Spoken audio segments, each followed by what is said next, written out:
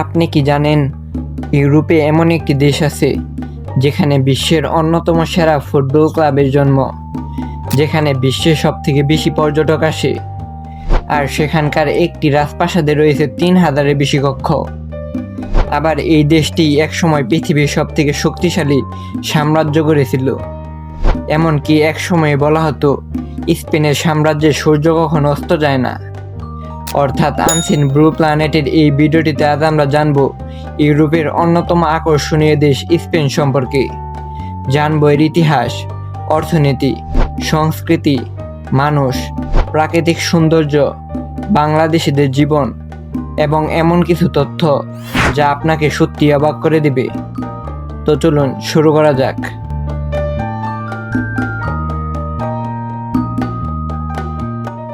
ইউরোপের দক্ষিণ পশ্চিম প্রান্তে অবস্থিত স্পেন আয়তনের দিক থেকে ইউরোপের অন্যতম বৃহত্তম দেশ। দেশটির মোট আয়তন প্রায় 5,05,000 বর্গ কিলোমিটার, যা বাংলাদেশের তুলনায় প্রায় 3.5 গুণ বড়। অর্থাৎ একটি স্পেনের ভেতরে প্রায় 3.5টি বাংলাদেশ অনায়াসে জায়গা করে নিতে পারে। দেশটির পশ্চিমে রয়েছে পর্তুগাল, উত্তরে ফ্রান্স ও অ্যান্ডোরা, আর পূর্ব ও দক্ষিণে বিস্তৃত ভূমধ্যসাগর। এছাড়াও উত্তর পশ্চিমে রয়েছে আটলান্টিক মহাসাগর। তবে সবথেকে অবাক করার বিষয় হলো স্পেনের সেউতা ও মেলিলা নামের দুটি শহর আফ্রিকা মহাদেশে অবস্থিত। অর্থাৎ আফ্রিকার মাটিতে দাঁড়িয়েও আপনি স্পেনের ভেতরে থাকতে পারেন। কিন্তু কিভাবে এই দেশের নাম হলো স্পেন, আর কিভাবে বা এটি একসময় পৃথিবীর সবথেকে শক্তিশালী সাম্রাজ্যে পরিণত হয়েছিল, চলুন এবার জেনে নেওয়া যাক তার ইতিহাস। স্পেন নামটি এসেছে প্রাচীন শব্দ হিস্পেনিয়া থেকে। ইতিহাসবিদদের মতে হিস্পেনিয়া শব্দের অর্থ হলো খরগোশের দেশ বা খরগোশে ভরা ভূমি। সময়ের সঙ্গে সঙ্গে হিস্পেনিয়া নামটি পরিবর্তিত হয়ে আজকের স্পেন হয়েছে। স্পেনের ইতিহাসে 711 সাল ছিল একটি গুরুত্বপূর্ণ অধ্যায়। সে সময় উত্তর আফ্রিকা থেকে মুসলিম বাহিনী আইবেরীয় উপদ্বীপে প্রবেশ করে এবং আল আন্দালুস নামের এক সমৃদ্ধ সভ্যতার সূচনা করে। সেই সময় কার্ডোবা ছিল বিশ্বের অন্যতম উন্নত শহর, যেখানে ছিল বিশাল গ্রন্থাগার, উন্নত শিক্ষা ব্যবস্থা এবং আধুনিক চিকিৎসা ব্যবস্থা। এরপর 1492 সালে রাজা ফার্ডিনান্ড ও রানী ইসাবেলা স্পেনকে একীভূত করে।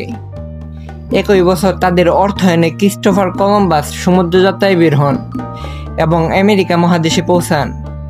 এরপর স্পেন গড়ে তোলে বিশ্বের অন্যতম বৃহৎ সাম্রাজ্য। মাত্র কয়েক শতাব্দীর মধ্যে স্পেন উত্তর ও দক্ষিণ আমেরিকা, আফ্রিকা, এশিয়া এবং ইউরোপের বিস্তীর্ণ অঞ্চলে নিজেদের শাসন ও প্রভাব প্রতিষ্ঠা করে। স্পেনের এই সাম্রাজ্য বিশ্ব বাণিজ্য, সংস্কৃতি এবং ইতিহাসে গভীর প্রভাব ফেলেছিল। একসময় তাদের শাসন এতটাই বিস্তৃত ছিল যে বলা হতো স্পেনের সাম্রাজ্যে কখনো সূর্য অস্ত যায় না। তাহলে আজকের আধুনিক স্পেনের রাজধানী শহর কোনটি? আর কেন মাদ্রিদ ও বার্সেলোনা শুধু শহর নয়, ফুটবলের রাজধানী হিসেবে পরিচিত? চলুন এবার সেটা জেনে নেওয়া যাক। স্পেনের রাজধানী হলো মাদ্রিদ। এটি শুধু দেশের রাজনৈতিক কেন্দ্রই নয়, বরং অর্থনীতি, সংস্কৃতি এবং খেলাধুলার অন্যতম প্রাণকেন্দ্র। এখানে অবস্থিত ইউরোপের অন্যতম বৃহৎ রাজপ্রাসাদ রয়্যাল প্যালেস অব মাদ্রিদ, যেখানে রয়েছে 3,400-এর বেশি কক্ষ। তবে স্পেনের নাম শুনলে যে শহরটির কথা সবার আগে মনে আসে সেটি হলো বার্সেলোনা, কারণ এখানে জন্ম নিয়েছে বিশ্বের অন্যতম জনপ্রিয় ফুটবল ক্লাব এফসি বার্সেলোনা। অন্যদিকে রাজধানী মাদ্রিদ হলো বিশ্বের সবথেকে সফল ফুটবল ক্লাবগুলোর মধ্যে একটি, রিয়াল মাদ্রিদের ঘর। এই দুই ক্লাবের মধ্যকার এল ক্লাসিকো ম্যাচ শুধু একটি ফুটবল ম্যাচ নয়, বরং বিশ্বের লাখো কোটি মানুষের আবেগের লড়াই।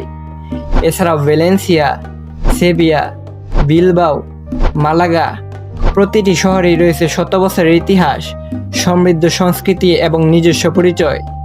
তবে শুধু ফুটবল বা ইতিহাসই নয়, প্রশ্ন হলো স্পেন কিভাবে আজ ইউরোপের অন্যতম ধনী দেশে পরিণত হলো। চলুন এবার জেনে নেওয়া যাক স্পেনের অর্থনীতির আসল রহস্য। আজ স্পেন বিশ্বের অন্যতম বৃহত্তম অর্থনীতির দেশ এবং ইউরোপের শীর্ষ অর্থনীতিগুলোর মধ্যে একটি। কিন্তু এই সাফল্য শুধু একটি খাতের উপর নির্ভর করে আসেনি। স্পেনের অর্থনীতির সবথেকে বড় শক্তি হলো পর্যটন। প্রতি বছর বিশ্বের বিভিন্ন প্রান্ত থেকে কোটি কোটি পর্যটক স্পেন ভ্রমণে আসেন। অনেক বছরই এই সংখ্যাটি দেশটির মোট জনসংখ্যার থেকেও বেশি হয়। শুধু এই খাত থেকে দেশটি প্রতি বছর কয়েক বিলিয়ন ইউরো আয় করে। এছাড়া স্পেন ইউরোপের অন্যতম বড় গাড়ি উৎপাদনকারী দেশ। এখানে তৈরি হওয়া অসংখ্য গাড়ি বিশ্বের বিভিন্ন দেশে রপ্তানি করা হয়। কৃষিতেও স্পেনের অবস্থান অত্যন্ত শক্তিশালী। দেশটি বিশ্বের সবথেকে বড় অলিভ অয়েল উৎপাদনকারী দেশ। পাশাপাশি কমলা, আঙুর এবং বিভিন্ন ফল রপ্তানিতেও স্পেন শীর্ষস্থানীয় দেশ। নবায়নযোগ্য জ্বালানি, ব্যাংকিং, প্রযুক্তি এবং সেবা খাত স্পেনের অর্থনীতিকে আরও সমৃদ্ধ করেছে। স্পেনের সরকারি মুদ্রা হলো ইউরো। বর্তমানে 1 ইউরোর মূল্য 141 বাংলাদেশি টাকা। যদিও আন্তর্জাতিক মুদ্রা বাজারে এই বিনিময় হার প্রতিদিনই কিছুটা ওঠানামা করে। আর এই সব কারণে স্পেন আজ ইউরোপের অন্যতম ধনী ও প্রভাবশালী দেশে পরিণত হয়েছে। কিন্তু শুধু অর্থনীতিই নয়, প্রাকৃতিক সৌন্দর্যের দিক থেকেও স্পেন যেন এক জীবন্ত পোস্টকার্ড। চলুন এবার দেখে নেওয়া যাক দেশটির মনোমুগ্ধকর প্রকৃতি এবং বিশ্বখ্যাত ঐতিহ্য। স্পেন এমন একটি দেশ যেখানে একদিনে আপনি তুষার ঢাকা পাহাড়, সোনালী সমুদ্র সৈকত, সবুজ উপত্যকা এবং আগ্নেয় দ্বীপ সবকিছুর সৌন্দর্য উপভোগ করতে পারবেন। দেশটির উত্তরাঞ্চলে রয়েছে সবুজ পিরেনিস পর্বতমালা, আর দক্ষিণে রয়েছে সিয়েরা নেভাদা, যেখানে শীতকালে বরফে ঢাকা পাহাড়ে স্কি করার সুযোগ থাকে। এছাড়াও ভূমধ্যসাগর ও আটলান্টিক মহাসাগরের তীরে শত শত মনোরম সমুদ্র সৈকত রয়েছে, যা প্রতি বছর লাখো পর্যটককে আকর্ষণ করে। স্পেনের আরেকটি বিস্ময় হলো ক্যানারি দ্বীপপুঞ্জ। আফ্রিকার উপকূলের কাছে অবস্থিত এই দ্বীপগুলো আগ্নেয়গিরির অগ্নুৎপাতের মাধ্যমে সৃষ্টি। এখানেই রয়েছে স্পেনের সর্বোচ্চ পর্বত মাউন্ট তেইদে। শুধু প্রাকৃতিক সৌন্দর্যই নয়, ঐতিহ্যের দিক থেকেও স্পেন বিশ্বের অন্যতম সমৃদ্ধ দেশ। এখানে রয়েছে ইউনেস্কো স্বীকৃত 50টির বেশি বিশ্ব ঐতিহ্যবাহী স্থান, যা বিশ্বের শীর্ষ দেশগুলোর মধ্যে একটি। তবে স্পেনকে শুধু তার ইতিহাস বা প্রকৃতি দিয়ে চেনা যায় না। এই দেশের প্রাণ লুকিয়ে আছে তাদের রঙিন সংস্কৃতি, উৎসব এবং জীবনযাপনের মাধ্যমে। চলুন এবার সেটাই জেনে নেওয়া যাক। স্পেনের সংস্কৃতি প্রাণবন্ত, রঙিন এবং বিশ্বজুড়ে অনন্য।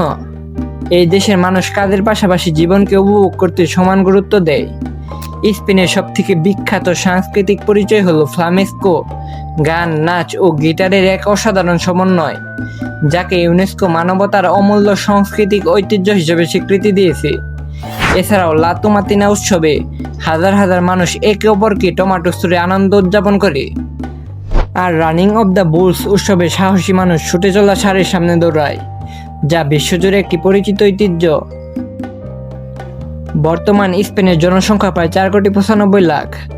মজার বিষয় হলো বাংলাদেশের তুলনায় দেশটি প্রায় 3.5 গুণ বড় হলেও জনসংখ্যা বাংলাদেশের 1/3 কম। তাই অনেক শহরের বাইরে বিশাল খোলা প্রাকৃতিক এলাকা দেখা যায়। স্পেনের মানুষ সাধারণত বন্ধুসুলভ, প্রাণবন্তর এবং পরিবার কেন্দ্রিক। তারা অবসর সময়ে পরিবার ও বন্ধুদের সঙ্গে সময় কাটাতে ভালোবাসে। ফুটবলের প্রতি তাদের ভালোবাসা এতটাই বেশি যে ম্যাচের দিন পুরো শহরের পরিবেশই বদলে যায়। তবে বড় শহরগুলোতে ইংরেজি চললেও দৈনন্দিন জীবনে স্প্যানিশ ভাষা জানা থাকলে বেশি সুবিধা পাওয়া যায়। খাদ্যাভ্যাসের দিক থেকে স্প্যানিশরা সাধারণত ভাত, রুটি, মাছ, মাংস, সামুদ্রিক মাছ, অলিভ অয়েল, সবজি এবং বিভিন্ন ধরনের ফলমূল খেয়ে থাকে। তাদের জাতীয় খাবার হলো পেএয়া, যা মূলত ভাত, সামুদ্রিক মাছ বা মাংস এবং বিভিন্ন ধরনের মশলা দিয়ে তৈরি করা হয়। এছাড়া টপাস নামের ছোট ছোট নানা ধরনের খাবারও স্পেনে বেশ জনপ্রিয়। তবে স্পেনে কি বাংলাদেশিরা বসবাস করেন? করলে তাদের সংখ্যা কত? তারা কি ধরনের কাজ করেন এবং নতুনদের জন্য সেখানে কাজের সুযোগ কেমন? চলুন এবার সেই বিষয়টি জেনে নেওয়া যাক। বর্তমানে স্পেনে 10,000-এর বেশি বাংলাদেশি বসবাস করেন। তাদের বেশিরভাগই মাদ্রিদ, বার্সেলোনা ও ভ্যালেন্সিয়া শহরে থাকে। তারা মূলত রেস্টুরেন্ট, নির্মাণ কাজ, কৃষি, ডেলিভারি, সুপার শপ এবং ছোট ছোট ব্যবসার সঙ্গে যুক্ত।